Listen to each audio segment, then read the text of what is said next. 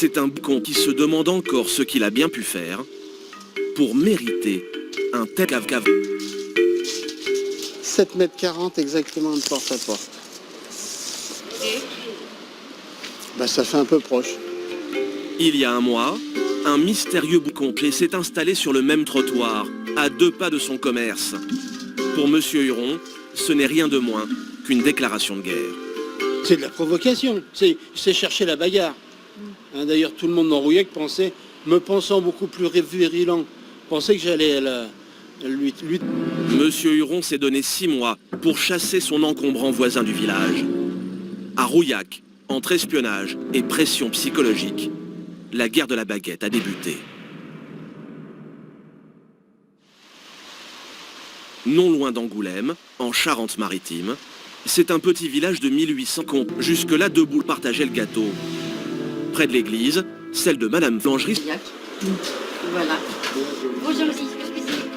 À 150 mètres de là, sur la ligne de front, les clients servent aussi la femme du boulanger. Merci. On a de très bon chocolat, du très bon pain. Pourquoi voulez-vous qu'on aille ailleurs? Merci. Pourquoi voulez-vous qu'on aille ailleurs? Ici, l'installation du petit nouveau a choqué tous les habitués.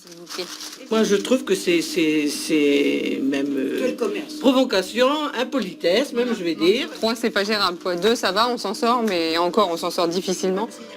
Mais derrière cette unité de façade, François le boulanger fait cave-cave à honte, monter la garde pour démasquer les clients qui seraient passés à l'ennemi.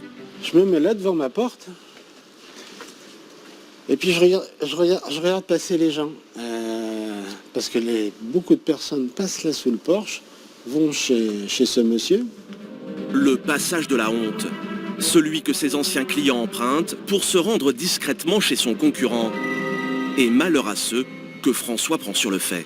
Étant là, moi, et les regardant passer en les regardant droit dans les yeux, ça leur fait comprendre qu'il ne faut pas se foutre de moi non plus.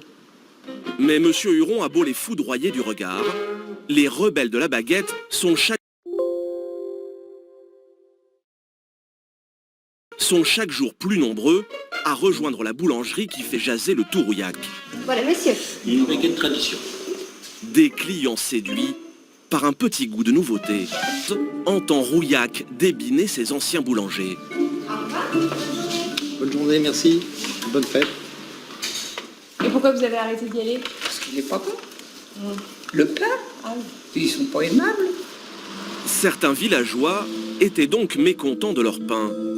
Et cette rumeur est arrivée jusqu'aux oreilles d'un ambitieux boulanger, Thierry Langlais. Non, pas de papier. Ah oui, c'est vrai, pas de papier. Un boulanger pas anglais, dont les créations ont fait le succès. On a le Courchevel, oui. C'est une génoise avec une crème mousseline, des framboises. Le nom, la recette est déposée à l'INPI. Des gâteaux brevetés qui faisaient saliver de plus en plus de Rouillacais, prêts à prendre la route afin de pouvoir y goûter. Son fournil tourne maintenant toute la nuit. 2 nouveaux cons ont même été recrutés. On va pouvoir charger après pour Rouillac? Allez. Croissant. Mais Thierry Langlais n'a pas l'état d'âme, car même dans le pain, les affaires sont les affaires. Moi, je suis confiant des produits que je vends et la qualité, donc après, voilà, chacun de se battre. 7 h du matin, pendant que sous le nez de son rival, Thierry Langlais fait taille-taille. Monsieur Huron, lui, les mains dans les croissants, rumine sa vengeance. À l'âge où je commençais à bosser, lui, il était encore sur les bancs de l'école. Alors, il n'a quand même pas de leçon à me donner. Je veux me battre. Et je vais me donner tous les moyens pour y arriver. Depuis le début, la solution à tous ces malheurs était peut-être juste sous son nez, car l'enseigne de son concurrent n'aurait rien à faire ici. François Huron passe à l'action. Et c'est au moment de baisser le rideau que le moral prend un sacré coup. François, j'ai fermé, tu viens? J'arrive. Car tous les soirs, c'est la même chose. Leurs soucis financiers les contemplent depuis ces étagères. Non, qu'est-ce qu'il nous reste enfin? 19 pains. 19 pains. Les baguettes, ça va encore. Les mais- baguettes, c'est bien, alors les pains... Ouais. Les pains, bon, les chouquettes, ça n'a pas marché du tout. Et c'est à la poubelle que disparaît chaque jour près d'une centaine d'euros de recettes.